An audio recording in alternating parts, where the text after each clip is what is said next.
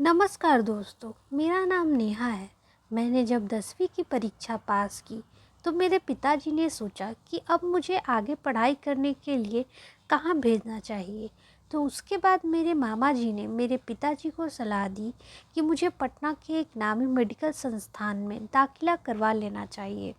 और इसके बाद मेरे पिताजी ने अपनी सारी जमा पूंजी लगाकर मेरा दाखिला पटना के एक बड़े मेडिकल इंस्टीट्यूट में करवा दिया। ये जगह मेरे लिए बिल्कुल ही नई थी, तो मुझे दोस्त बनाने में बहुत दिक्कत हुई। लेकिन धीरे धीरे मेरे कुछ दोस्त बनते गए। मेरी एक दोस्त थी जिसका नाम ऋतु था। ऋतु मेरी बहुत ही अच्छी दोस्त बन गई। लेकिन मैं ऋतु से ज़्यादा बात नहीं करती थी, क्योंकि ऋतु एक अमीर परिवार से थी और मैं एक मध्यम वर्गीय परिवार की लड़की थी। हालांकि ऋतु काफ़ी अच्छी थी, लेकिन फिर भी क्योंकि हम दोनों का बैकग्राउंड सेम नहीं था, इसलिए मुझे उससे बात करने में थोड़ी हिचकिचाहट होती थी। एक दिन ऋतु ने कहा कि उसकी बर्थडे पार्टी है और उसने मुझे बुलाया कि इस बर्थडे पार्टी में अगर तुम नहीं आई तो मैं मान लूँगी कि तुम मेरी सच्ची दोस्त नहीं हो। तो इसके बाद मैंने सोचा कि मुझे ऋतु के बर्थडे पार्टी में जाना चाहिए, क्योंकि आखिरकार वह मेरी दोस्त है। मुझे ऋतु के बर्थडे पार्टी में जाने के लिए अच्छे कपड़े चाहिए थे, क्योंकि मेरे पास जो कपड़े थे वह सिर्फ कोचिंग जाने के लायक ही थे। और क्योंकि ऋतु का परिवार उसके बर्थडे को बहुत ही अच्छे से मना रहा था, इसलिए मुझे भी उन लोगों के हैसियत के मुताबिक ही कपड़े पहनने चाहिए।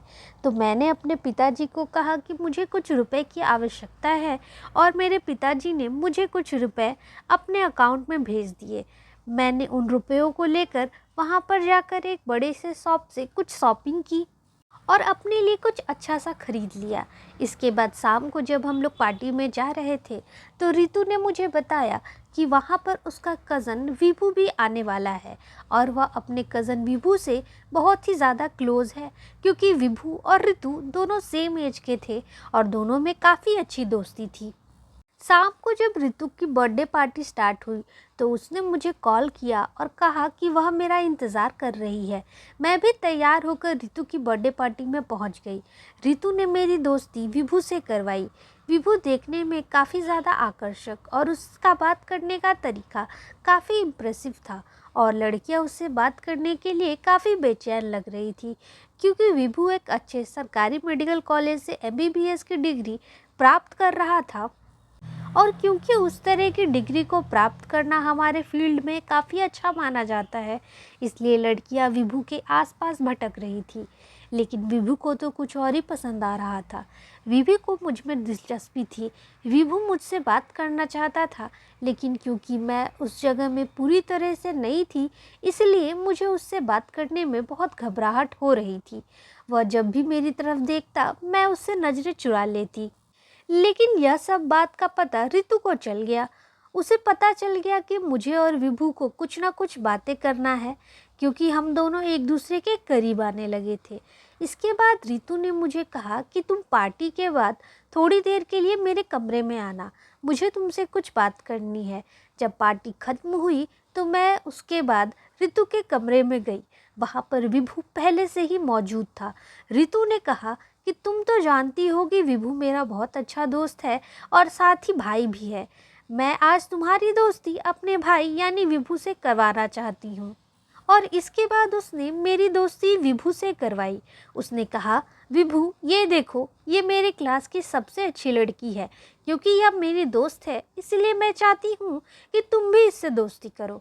इसके बाद उसने कहा कि विभू, नेहा मेरी सबसे अच्छी दोस्त है। मैं चाहती हूँ कि तुम उसका हमेशा ख्याल रखो, और मुझे पता है कि तुम दोनों को एक ही नज़र में प्यार हो गया है, और तो मैं इस प्यार से बहुत ही ज़्यादा खुश भी हूँ। ऋतु ने मजाक के अंदाज में हम दोनों को यह बात बोली। उसके बाद हम दोनों की नज़रें भी शर्म से झुक गई। उस दिन के बाद से तो हमारी दोस्ती में इस तरीके का बदलाव आया कि मैं ऋतु से कम और विभू से ज़्यादा बात करने लगी, और हमारी दोस्ती कब प्यार में बदल गई हमें पता ही नहीं चला। देखते ही देखते मेरी नीट एग्ज़ाम का डेट भी आ गया, और विभू ने उन दिनों मेरी काफ़ी साथ भी दिया, क्योंकि विभू पहले ही नीट एग्ज़ाम क्लियर कर चुका था, इसलिए वो मेरी पढ़ाई में काफ़ी मदद भी करता था। मुझे विभू की सारी छोटी छोटी बातें पता चलने लगी और विभू भी मेरी हर बात का ख्याल रखता था। हम दोनों रात में बातें किया करते थे, ऑनलाइन पढ़ाई किया करते थे। विभू मुझे छोटी बड़ी हर टॉपिक्स को अच्छे से एक्सप्लेन कर देता था और मैं भी विभू का बहुत ही ज़्यादा ख्याल रखने लगी थी और मुझे अब उसकी हर छोटी बड़ी बात से फ़र्क पड़ने लगा था। मैं चाहती थी कि विभू मेरे घर वाले से मिले, क्योंकि मुझे लगता था कि अगर हम दोनों को इस रिश्ते को मजबूत करना है तो हमें अपने बारे में घर वालों को बता देना चाहिए, क्योंकि मुझे इस रिश्ते में कहीं भी कोई कमी नज़र नहीं आ रही थी। मुझे पता था कि मेरे पिताजी को जब पता चलेगा कि उनकी पसंद जैसे चाहिए थी, मैंने वैसा ही सेम लड़का उनके लिए ढूंढ लिया है, क्योंकि मेरे पिताजी को हमेशा से एक लड़का वैसा चाहिए था जो कि डॉक्टर या इंजीनियर हो, और क्योंकि विभू डॉक्टर था इसीलिए मुझे यकीन था कि मेरे पिताजी कभी इस रिश्ते के खिलाफ नहीं जाएंगे। मैंने नीट की परीक्षा तो पास कर ली, लेकिन मेरा परिणाम सही नहीं आया और मुझे अगले साल फिर से नीट देना था। लेकिन तब तक विभू के घर में उसकी शादी की बातचीत होने लगी थी, क्योंकि विभू फाइनल ईयर में आ चुका था और विभू अब क्लिनिक भी चलाने लगा था। इसीलिए अब उसके परिवार वाले चाहते थे कि विभू भी शादी कर ले। एक दिन मुझे विभू ने कॉल किया और कहा कि मैं तुम्हें कुछ बताना चाहता हूँ। मैंने विभू से पूछा कि तुम अच्छी खबर ही देना, क्योंकि मेरे पास ऑलरेडी बहुत ही ज़्यादा बुरी खबर है, इसलिए मैं चाहती हूँ कि तुम मुझे कुछ अच्छा सुनाओ ताकि मेरा मूड हल्का हो जाए। इसके बाद विभू ने हंसते हुए कहा, अरे बाबा, मैं तुम्हें अच्छी खबर ही सुनाऊंगा।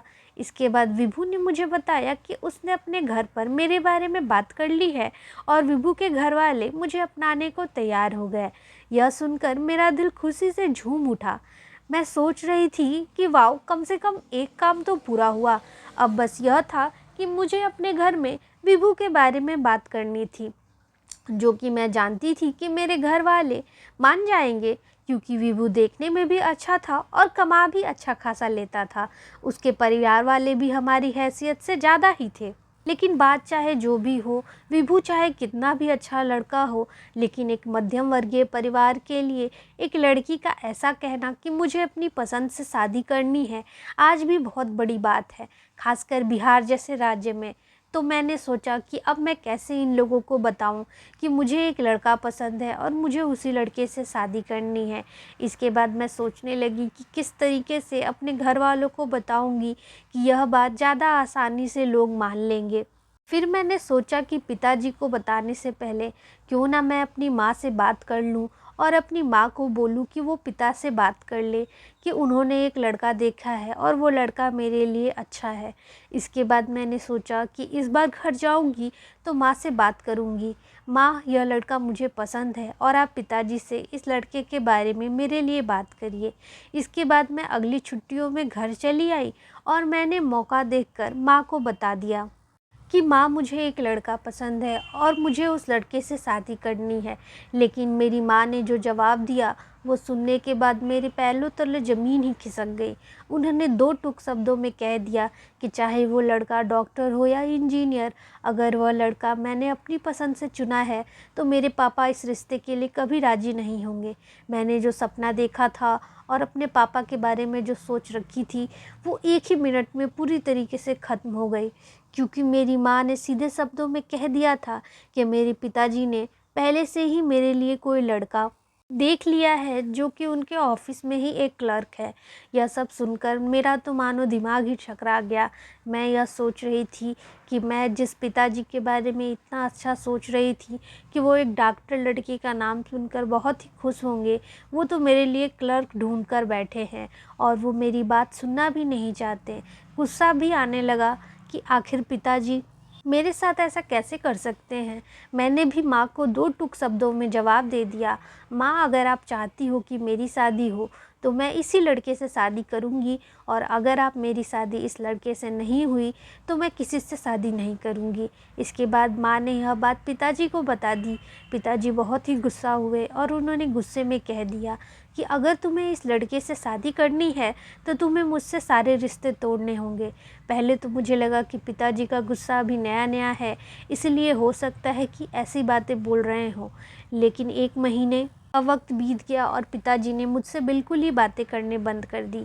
एक दिन विभू का फ़ोन आया और विभू ने मुझे बताया कि मेरी माँ आज मेरे लिए लड़की देखने जा रही है और अगर उन्हें लड़की पसंद आ गई तो वो शादी फ़िक्स कर देंगी। इसीलिए अब तुम्हें जो भी करना है वो जल्दी करना होगा।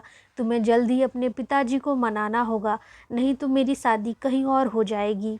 मेरे पास कोई और उपाय नहीं बचा था। मुझे आर पार का फ़ैसला लेना था और मैंने यह सोच लिया कि अगर पिताजी नहीं मानते तो मैं उन्हें कह दूंगी कि मुझे आपसे कोई रिश्ता नहीं रखना और मैं हमेशा के लिए विभू के पास चली जाऊंगी। मैं पिताजी के पास गई और पिताजी के सामने अंतिम ब्रह्मास्त्र इस्तेमाल किया और पिताजी के सामने रोकर कहा, पिताजी मेरी बातों को मान लीजिए क्योंकि मैं विभू के बिना नहीं रह सकती, इसीलिए आप विभू को अपना लीजिए। वैसे भी तो विभू एक अच्छे खासे परिवार का है, वो पढ़ा लिखा भी है। अब आप उसमें क्या कमियां ढूंढ रहे हैं? आप क्यों मेरी शादी उससे नहीं करना चाहते?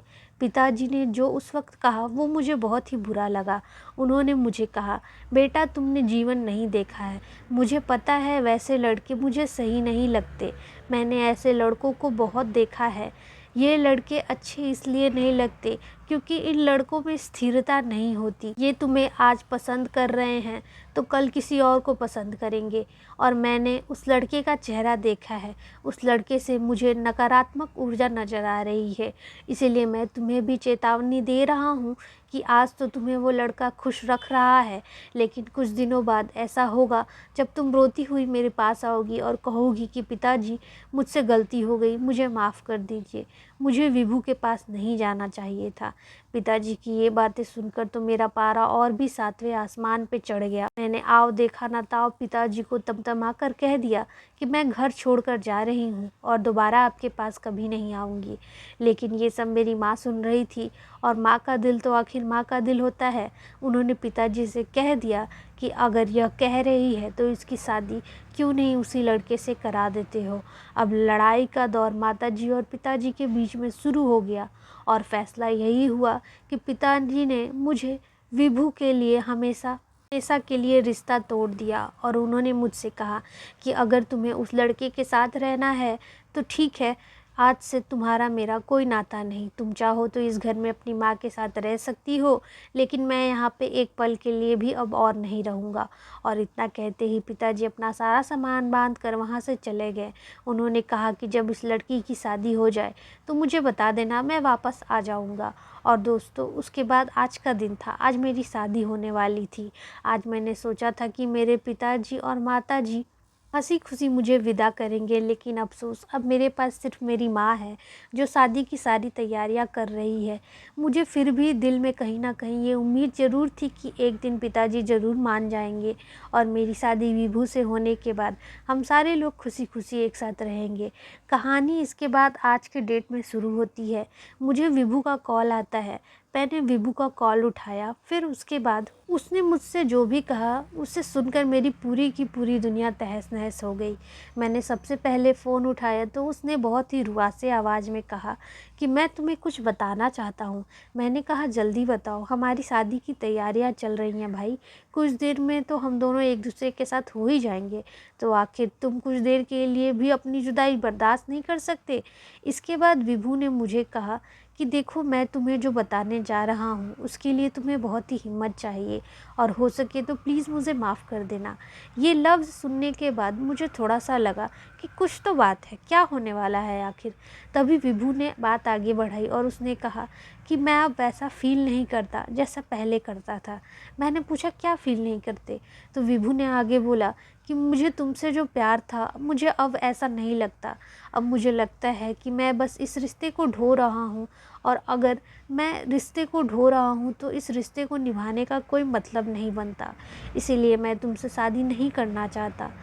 मतलब मैं तुमसे शादी नहीं करना चाहता। ये सुनकर तो मेरा मतलब क्या ही था यार, आखिर ये सब हो क्या रहा है, कोई मजाक चल रहा है? तो थोड़ी देर के लिए मैं खो गई। मैं खुद के मन में ही ये सारी बातें रिपीट करने लगी। उसके बाद अचानक से मैंने खुद को नींद से उठाया और फिर विभू से पूछा, विभू मजाक करने का ये कोई वक्त है भला?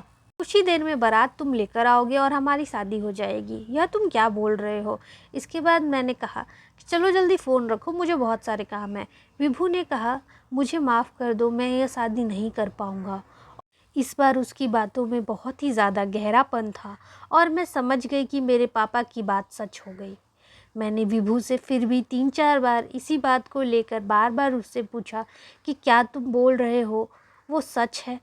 मैंने बार बार उससे यही सवाल किया और उसका हमेशा एक ही जवाब आया, मुझे माफ़ कर दो। वो इससे ज़्यादा कुछ बोलता ही नहीं था। मेरे हर सवाल का उसका एक ही जवाब था, मुझे माफ़ कर दो। मैं समझ गई कि बहस करने का कोई मतलब नहीं है।